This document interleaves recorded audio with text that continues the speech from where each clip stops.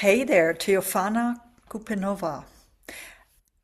I'm so glad you're joining me on the red couch today. How are you? Thank you, Angie. I have been watching your red couch for a long time, and finally I'm here, and I'm so happy and I'm so proud and I'm thankful for the opportunity. That's fantastic. Teofana, we got to know each other through the Women Back to Business program. I think, Yes. it's okay if I mention that here. Maybe 6 months ago. Yeah, yeah, And we also met in person on several events. So yeah. we know each other. However, my audience might not know you. And maybe you could share a fun fact about you or something people won't necessarily find on the internet about you.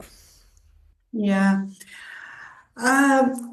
So maybe a fun fact about me and my family is that we love to sing and we record songs. With my kids, I have three kids. It's like a tradition. We record one Christmas song for Christmas and we upload it on YouTube. And with my husband, we, as part of our celebration for our anniversary, we record a kind of love song and we also upload it on YouTube. So this is our hobby, family hobby. That is so cute. I've never heard something like that before. I have to watch you. So, Yeah, do you like to sing? I love to sing. Oh, Everybody in my family love to sing. Everybody plays a musical instrument.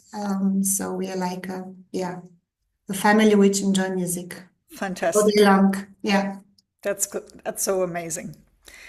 So maybe for the next Christmas party, I will ask your family to come along and sing on stage.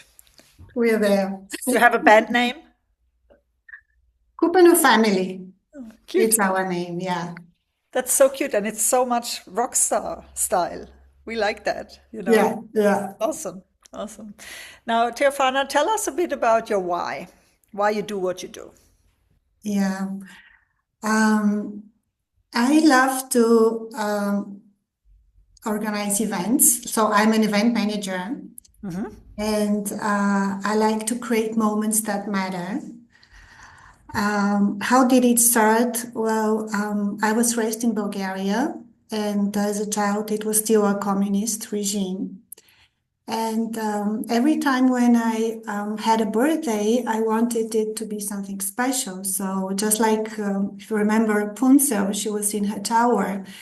And whenever there was a birthday, there was all these balloons were in the air, they were lit up the sky, and she was so excited, and she knew that there is something special going on, and this is my birthday.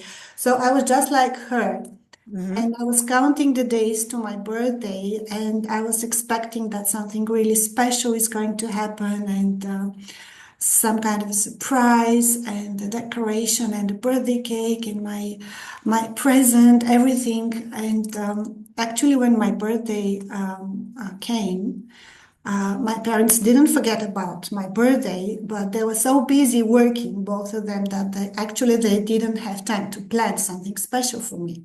So we did celebrate it, but not in a way that I expected it. So at the end of the day, I was a little bit disappointed. And this is how I came to the idea that when I grow up, I'm going to create special moments and unforgettable experiences for the people around me.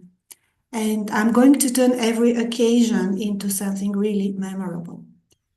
And here I am a few years later, and I can say that the birthday parties of my kids, I have three kids, are really something magical. It's a magical experience. And I can see it in their eyes after the party when they say, Mom, thank you. It was the best party ever. And even their friends say, how can you always have the fanciest parties of the year? So this is my reward and this is my fulfillment. And actually, this mindset I extended also into my professional Uh-huh. area. And I not only create events, but I craft experiences which leave a mark. with a lot of passion and structure and creativity. I bring visions to life. And tell us how you got there. So, today you're an accomplished mom of three, professional. You just finalized the CAS at the University of St. Gallen, which is a very prestigious school in Switzerland. But you had a long journey until you got there. And as far as I understand and remember, you also lived in various countries. So you're also a nomad. Can you talk a bit about your journey to the point where you are right now, professionally and personally? Yeah, of course. So I started my professional career in Bulgaria. I have been like marketing expert and event manager in the corporate world for 15 years. I worked in an IT company, then I worked in the hospitality sector, then I worked in a PR agency. I was the event manager for the Ministry of Social Affairs and the Ministry of Economy in Bulgaria. And then I got married and my husband got an assignment. So we moved to Vienna for 3 years and then we moved to Zurich. And this is how we came here. It was 10 years ago. And when I came here, I took some time to take care of my kids and make sure that they accommodate, so that they feel comfortable in their schools. Once they were like kindergarten age and primary, I decided, okay, now I have to start learning German. So I accomplished level C1 in German here. Then he said, okay, Hochdeutsch is very good, but what about the Swiss German? So I started to attend also Swiss German courses with the Gemeinde so that I can understand the Swiss people when they talk. And I'm trying also to talk as well to Swiss German. Yeah. After that, I decided that I should start volunteering. So, Oh, okay. yeah, I started volunteering in companies like first in the school where my kids were the school which my kids were attending as a parents teacher conference, parents teacher association. Then I moved to a professional women network association and then to a tech non-profit organization. And I was always doing the project management and event management roles. Yeah, last Weren't you year, also in the IDCN? yes, I was also in the IDCN, International Dual Career Network. I was helping with the events, organization of the events. It's a lovely organization which helps spouses of expat spouses to find their place in Awesome. the job market. Yeah. Yeah. And yeah. So you did a lot of, let's say, you worked in the space of event management, communications, marketing, public relations as well. Yes. And I think, from what I understand about your CV, you know various industries as well. What would you suggest to a younger person who wants to move into a career in your field? What kind of advice would you give to a more, let's say, 25-year-old Teofana, if you had one Mm. in front of you? Yeah, I would say to a young lady, be bold and be courageous, and take new challenges, and do not be afraid of making mistakes because actually mistakes are not setbacks, but they're stepping stone to your future, to success in your future. And on second place, I would say. Pursue what truly makes you happy and what brings you fulfillment, and also be surrounded with people who inspire and encourage you. And last but not least, I would like to mention the importance of networking nowadays. I mean, it's extremely important to network, and by networking, I mean building true and meaningful relationship with the people yeah, and having the right mindset to first to give and then to receive. Yeah, I mean, that's one of my pet peeves and Mm. topics we talk a lot about. And in that spirit, I also would like to ask you for your advice. Because usually, you come to my sessions, so I'm usually telling you what to do. Now, I want to ask you for some advice on, based on your experience, from moving from country to country, based on your current experience in the Swiss market. You know that I'm teaching in a master course for global mobility professionals, and now also in a CAS for global mobility managers.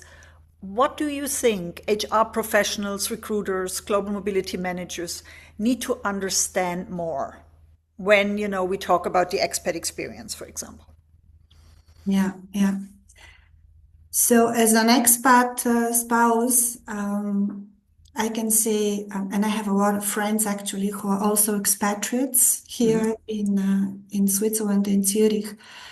I could say that we face some challenges. Yeah, and I see that also some of the women even have lost their professional identity. Oh, yeah. Yeah. Yeah, yeah.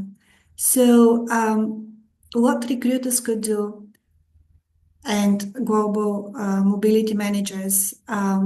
So most of these ladies, they have a professional experience and they have a professional skills.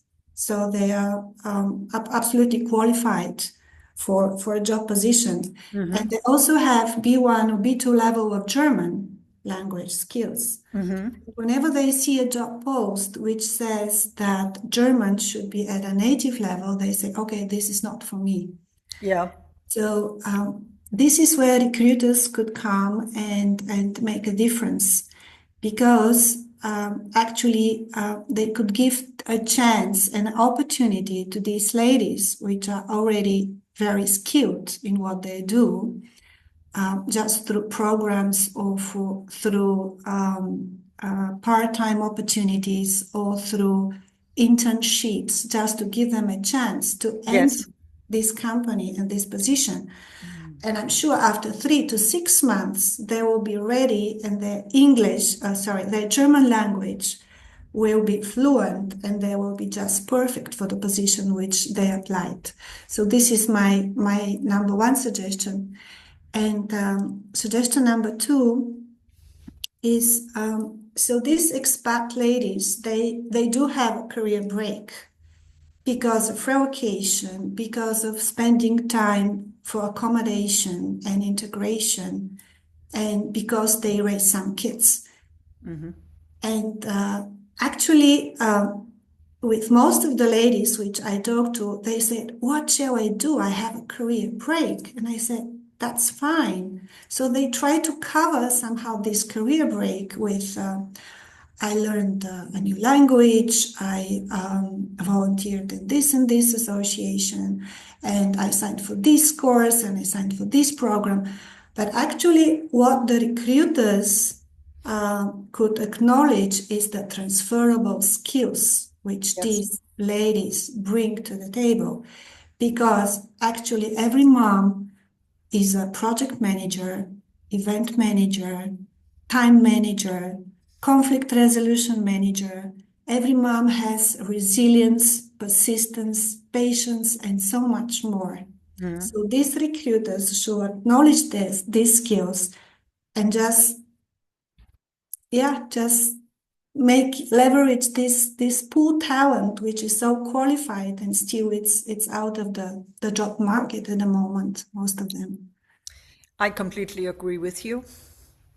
And as someone who has been, fighting windmills for the last 15 years or 16 years now on this topic, I feel like there's a shift happening in Switzerland. Mm. I hope that shift is also happening in other countries. And also, now the demographics are a lot more mixed. 15 years ago, we mainly talked about female expat partners, but now, it's very mixed. We also get requests from male spouses. We get requests from dual career couples where, they're in a, for example, same-sex relationship. So there's a lot, and there are a lot more dual career couples as well, in general, in the, Mm. like in the population of couples. So I feel like there's a shift, but I still think the importance of supporting spouses to get a job and keep a professional identity when going on an international assignment or when moving for another country for work cannot be understated. We have to say that this is a vital element of the marriage or the partnership. Mm. Like if it's not working, it is a problem for the partnership and the family system. Yeah. Yeah. So yes, I think it's important that we keep talking about it and don't Yeah. stop talking about it. One more thing. So maybe these recruiters should think more about the returnship programs because actually I was Absolutely. looking at the moment in Zurich, there are only 5 or 6 companies which offer returnship programs. And I would like to see them, I mean, moving to 50, 60. Yeah. Yeah, this is my wish. And we haven't really talked about the Women Back to Business program, but that was one of the reasons why this program was initially put in place to help Mm. women to get back in the workforce.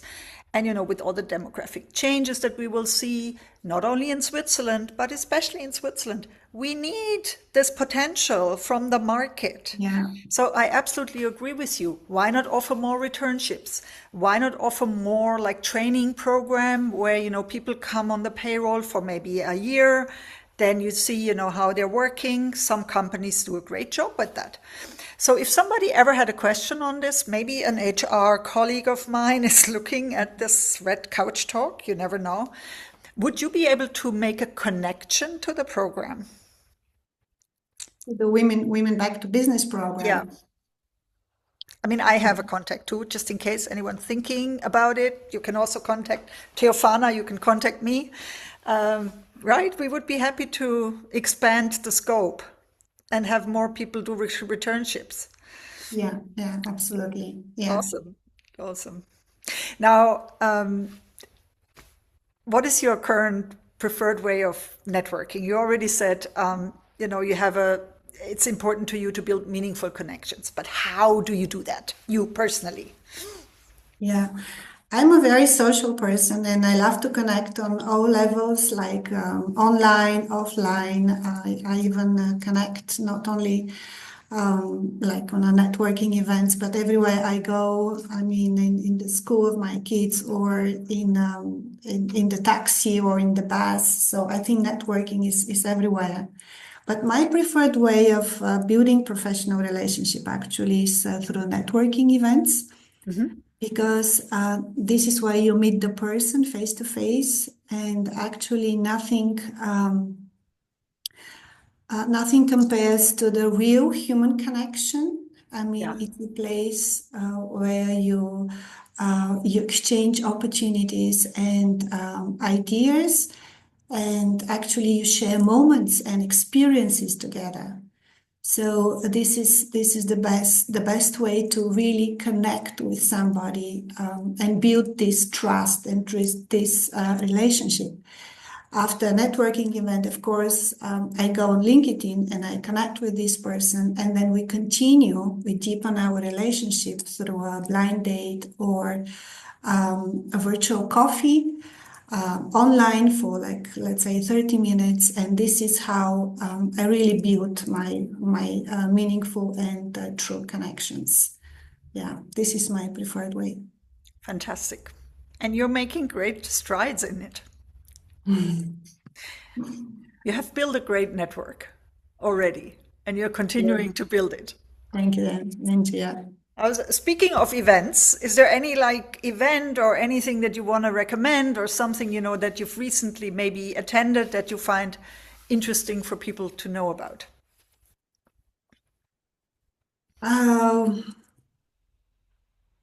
I attended the We Tech Together conference Mhm. last year, and it was an amazing experience with like 500 people in the tech industry, and also we were and also team together. And actually, it's coming again this year. Mhm. So, right after the summer, they're going to announce the date and the place. And I think this is a perfect opportunity to meet like-minded people and also to grow your network and build connections. And also, I would like to. I'm in the process of establishing my event management company. Good. Yeah, I'm going to leverage from my skills and my Yeah. experience and also my passion because this is my passion. And my inspirational motto is moments that matter. So stay tuned and watch that space. I'm going to announce it soon in the social media channels. So that means anybody who's looking for an event manager, whether it's a launch party or any kind of small or big event, you would Mhm. be interested in pitching with a proposal? Yes, That sounds amazing. absolutely.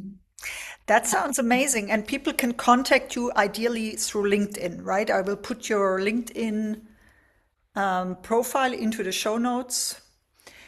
And if you have any more information on the We Tech Together conference in September, feel free to send it to me. Then we will add that too, because I also loved the conference. I thought it was amazing. So it's definitely something we can recommend to people in Zurich.